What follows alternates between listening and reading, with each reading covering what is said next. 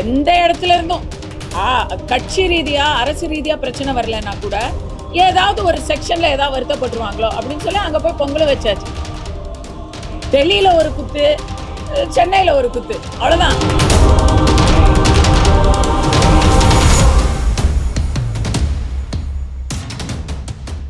நான் சினிமாக்காரி, அதே போல நான் ஒரு சினிமா என்டர்டெயின்மெண்ட் ரசிகை. தமிழகத்தில் அதிமுக தலைமையில் இருக்கக்கூடிய தேசிய ஜனநாயக கூட்டணியில் திமுக ஆட்சியை அகற்றுவதற்காக விஜய் அவர்களும் சேர்ந்து பணியாற்ற வேண்டும். கேள்வி கேட்கறீங்களா இல்ல உங்களுடைய கருத்தை சொல்றீங்க? நீங்க இங்க வாங்க, வாங்க இங்க வந்து உட்கார்ந்து உங்க கருத்தை சொல்லுங்க.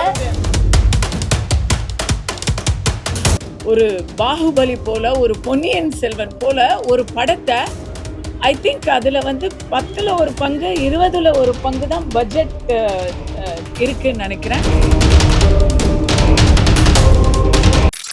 அனைவருக்கும் வணக்கம். ஏற்கனவே விட்டு போன புத்தாண்டு பொங்கல் நல்வாழ்த்துக்களோட குடியரசு தின வாழ்த்துக்கள். அடுத்தது வேலண்டைன்ஸ் டே வரைக்கும் இப்போவே சொல்லிடுறேன், ஏன்னா அப்பப்போ சந்திக்கிறோம் இல்லையா. இன்றைய தினம் என்னுடைய சகோதரர் மோகன்ஜி அவர்கள் எடுத்த திரௌபதி 2 திரௌபதி 2ஆம் பாகம் படம் பார்க்கும் வாய்ப்பு கிடைத்தது. அதற்கு உங்களுக்கு ஃபஸ்ட்டு ரொம்ப நன்றி தெரிவிச்சுக்கிறேன்.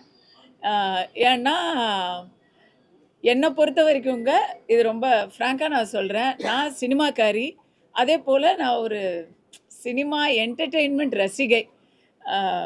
ஒரு படம் பார்க்குறதுனா அந்த படத்தில் வந்து என்டர்டெயின்மெண்ட் வேல்யூ, ப்ரொடக்ஷன் வேல்யூ, அந்த மாதிரி விஷயங்கள் தான் நான் ஃபஸ்ட்டு கவனிப்பேன். இந்த படத்துடைய பின்னணி பார்த்தீங்கன்னா ரொம்ப ரொம்ப பிக் கேன்வஸ்.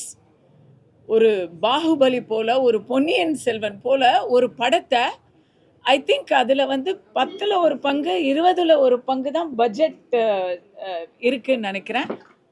அதுக்கே வந்து ஒரு பிக்கஸ்ட் ஹேட்ஸ் ஆஃப் நான் சொல்கிறேன். நிஜமாக ஆஸ் அ கிரியேட்டர் நீங்கள் ஜெயிச்சிட்டீங்க, கங்க்ராச்சுலேஷன்ஸ். கண்டிப்பாக இது அரசியல்லாம் அப்புறம் பேசிக்கலாம், முதல்ல படத்தை பற்றி சொல்லணும். படம் வந்து பார்க்குறதுக்கு லட்டு மாதிரி இருக்குது, ரொம்ப ஹை கிளாஸாக இருக்குது.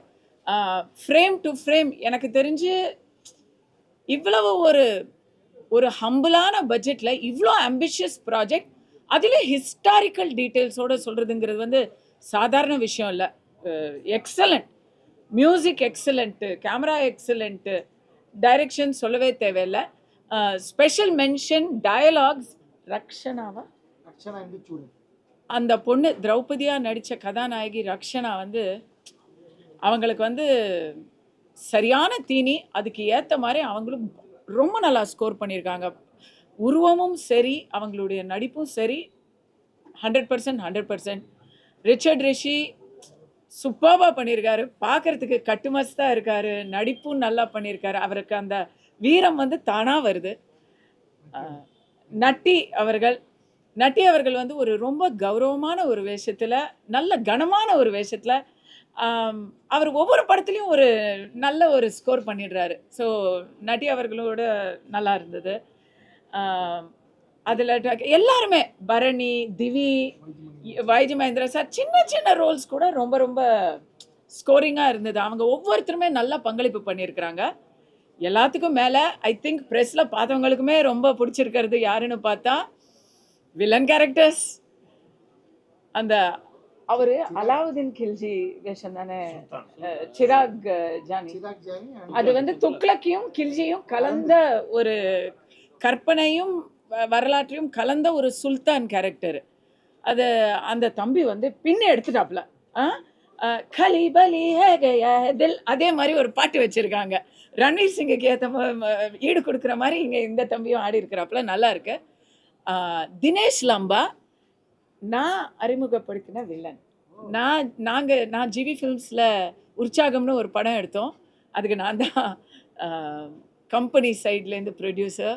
அதில் தினேஷ் லாம்பா வந்து அவருக்கு ஃபஸ்ட்டு ஃபிலிம் தமிழில். இதில் வந்து அந்த கண்காணி, அங்கே தம்காணி, மதுரை தம்காணி அப்படின்னு ஒரு ரோலுங்க. அப்பா நிஜமா அவர் இங்கே இந்த ப்ரெஸ் மீட்டில் இருந்தாருன்னா அவரை எல்லாரும் வந்து காரி துப்பிடுவோம். அந்த மாதிரி ஒரு பர்ஃபார்மன்ஸ் பண்ணிட்டார் அவர். அதுதான் வந்து ஒரு நடிகருடைய வெற்றி.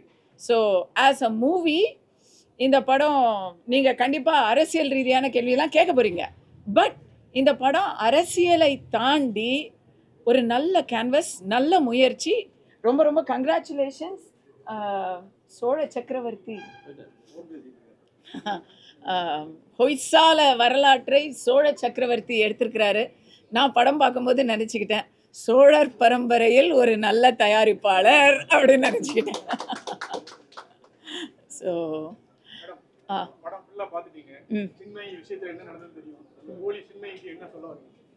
யாருங்க? ஆமா இருக்கே, அந்த பாடல் கூட இருக்கு. அப்படியாங்க?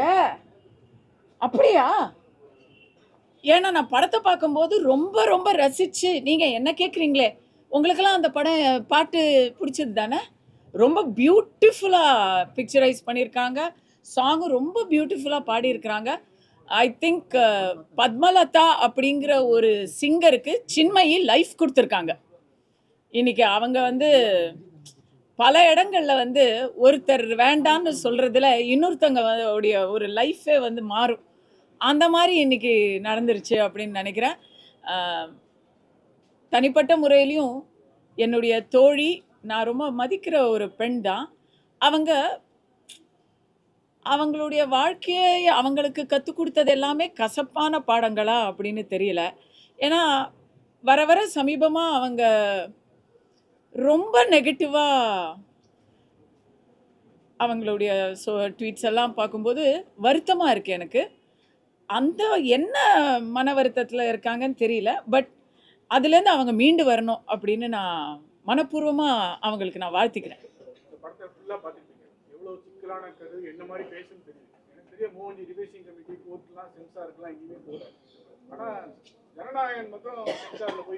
சரி, நான் முதல்ல ஒன்று சொல்லிக்கிறேன். இந்த படத்துல முக்கியமான கருத்து என்னன்னா, சனாதனத்தை ஒழிக்க வேண்டும் அப்படின்னு சில தீய சக்திகள் தமிழ்நாட்டில் பேசிக்கிட்டு இருக்கிறாங்க.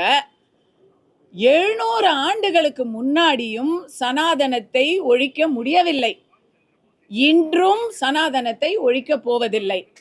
1000 வருடங்கள் பிறகும் சனாதனம் வாழ்ந்து காட்டும், வெற்றி சூடும். இதுதான் மேட்டர்.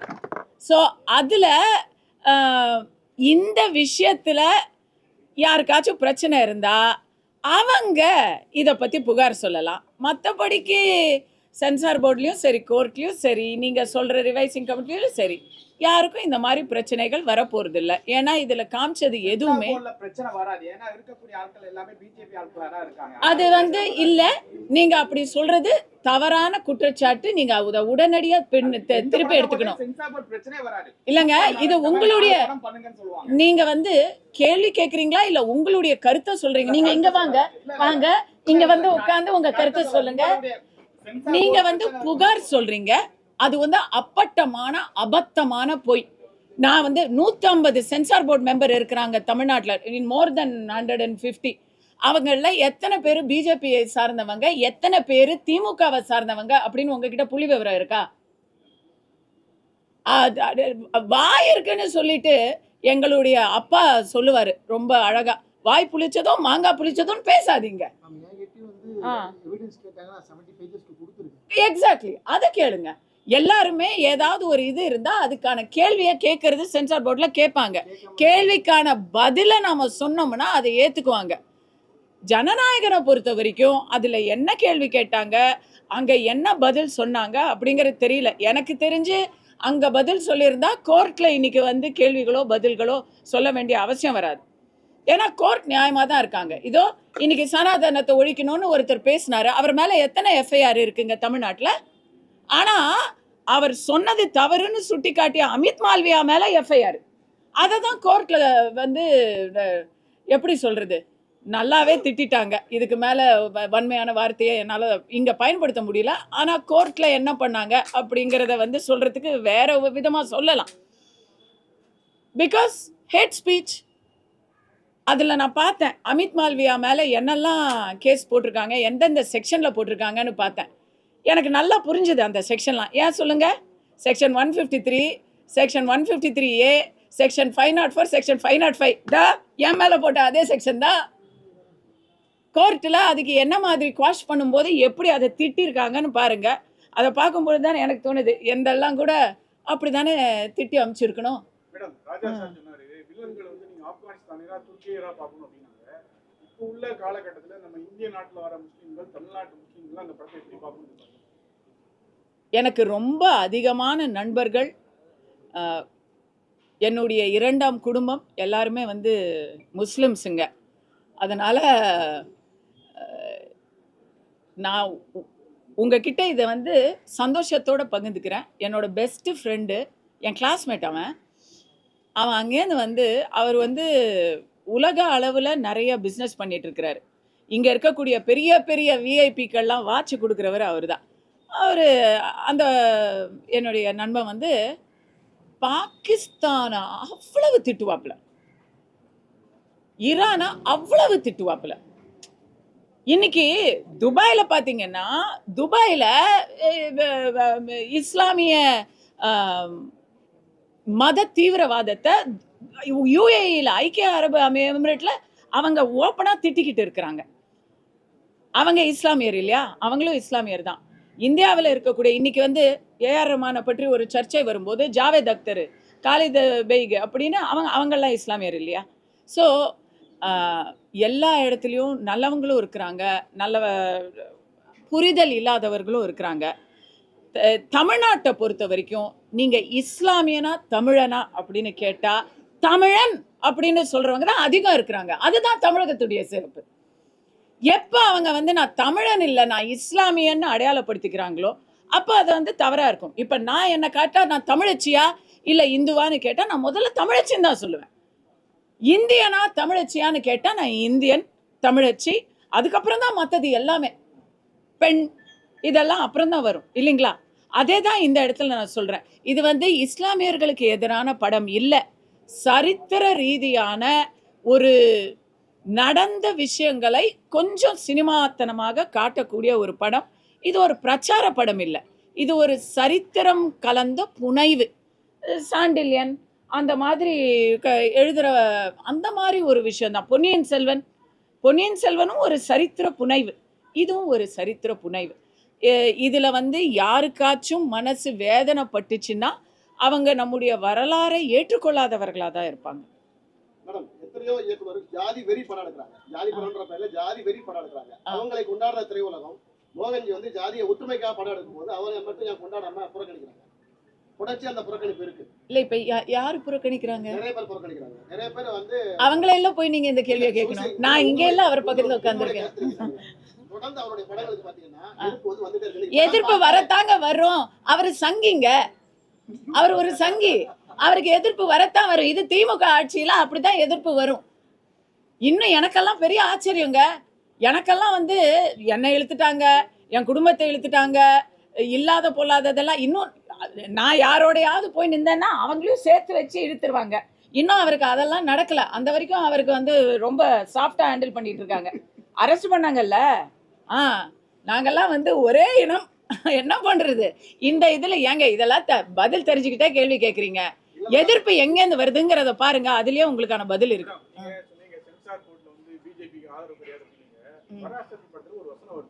நீங்க இந்த மாதிரி இந்திக்கு செய்யறதுனால தான் நீங்க ஜம்மத்துக்கும் இந்த மாநிலத்துல ஆட்சிக்கு வராம போவீங்கன்னு ஒரு சபிக்கிற மாதிரி வருது. அது வந்து எப்படி விட்டாங்க? அது ஒரு கட்சி சார்ந்துதானே வருது. அது வந்து ஆதரவான உங்க கட்சிக்கு இல்ல உங்க அமைப்புக்கு எதிர்ப்பு விட்டாங்களா? இல்ல அதான் ஏதோ ஓஹோ அப்படி வரீங்களா நீங்க? காங்கிரஸ்க்கு எதிரான வசனம் அதனால அப்படிலாம் இல்லைங்க. எந்த ஒரு பிரிவினையை பேசக்கூடிய ஒரு பிரச்சாரமாக இருந்தாலும், எந்த ஒரு வெறுப்பை விதைக்கக்கூடிய பிரச்சாரமாக இருந்தாலும் சென்சார் போர்டில் அதுக்கு வந்து கண்டிப்பாக கேள்விகள் எழுப்புவாங்க. இன்னொன்று, 2 பிரிவுகளுக்கு நடுவில் ஏதாவது ரைட்ஸ் கேட்ஸ் வரும், இல்லை பிரச்சனை வரும் அப்படின்னு சொன்னால் அதெல்லாம் வந்து யோசிப்பாங்க. ஒரு படம் வர்றதுனால ஒரு பெரிய ரைட் வரக்கூடாதுன்னு நினைப்பாங்க. இதை நான் ஏன் சொல்கிறேன்னா, நீங்கள் பராசக்தியை சொல்கிறீங்க, எமர்ஜென்சின்னு ஒரு படம் யார் எடுத்தது? இன்றைய பிஜேபி எம்பி கங்கனா ரனோட் எடுத்தது. எமர்ஜென்சி படத்தில் அத்தனை கட்டு செப்டம்பர் 2024க்கு பிளான் பண்ணவங்க ஜனவரியில் தான். இத்தனைக்கும் ப்ரொடியூசர், பெரிய ப்ரொடியூசர் ஜி ஃபிலிம்ஸு, ரொம்ப கஷ்டப்பட்டு பல கட்டுகளோட ரொம்ப காம்ப்ரமைஸ் பண்ணி தான் அந்த படம் வெளியே வந்துச்சு. ஏன், யாருக்கு அதனால லாபம்? நீங்கள் சென்சார் போர்டு பாஜகவின் ஒரு கைப்பாவை அப்படிங்கிற அதுதான் பிரச்சாரம். அந்த பிரச்சாரத்தை தான் முதல்ல முறியடிக்கணும். அவங்க யார் சொல்லியும் கேட்கறது இல்லைங்க. அப்படிலாம் அவங்க ஒரு கட்சி சொல்கிறது, ஆளுங்கட்சி சொல்கிற பேச்சை கேட்குறதா இருந்தால் பல படங்கள் பல இடங்களில் வெளியே வந்திருக்காது. சரிங்களா? பராசக்தியில் ஏன் ஒரு வசனம் வரணும்? பராசக்தி படமே கூட தான் வர வேணாம். அப்படிலாம் பண்ண முடியுமா? அப்படிலாம் பண்ண முடியாது. ஜனநாயகனுக்கு இதை நான் சொல்கிறேன், ஜனநாயகத்துக்கு புகார் தமிழ்நாட்டிலேருந்து தான் வந்துச்சு, சென்னையிலேருந்து தான் வந்துச்சு அப்படிங்கிற விஷயம் வந்துருச்சு வெளியே. அப்புறமா யார் எடுத்தாங்க, யார் புகார் கொடுத்தாங்கன்னு நீங்களே முடிவு பண்ணிக்கோங்க. பராசக்தி சொன்னீங்க, கடைசி வரைக்கும் பிரச்சனையில இருந்தது. ஆனா ஒரு 4-5 நாள் கழிச்சு டெல்லியில வந்து பொங்கல் கொண்டாடுறாங்கங்க. பொங்கல் கொண்டாடுறாங்க. எது? கண்டிப்பா அதுல அரசியல் இருக்கு.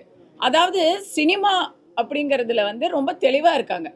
அந்த ஒரு வகையில திமுக சார்ந்தவர்களை நம்ம பாராட்டுறோம்.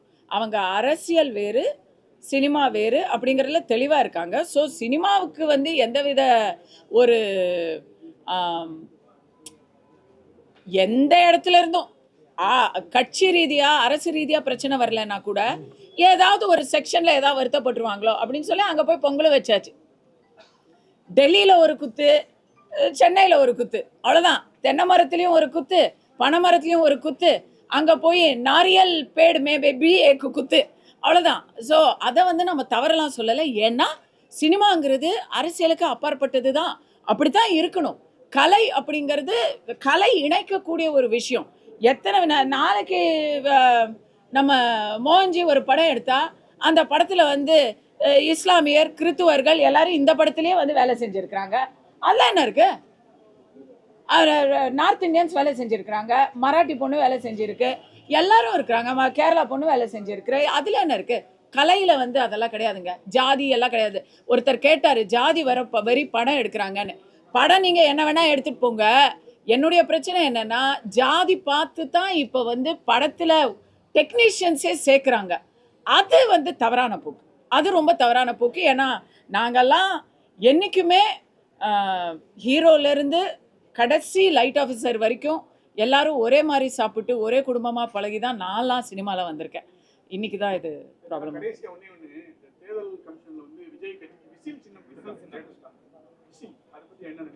இல்லை, நான் வந்து இதை ஏற்கனவே ஒரு வருஷம் முன்னாடியே பேசிட்டேன்.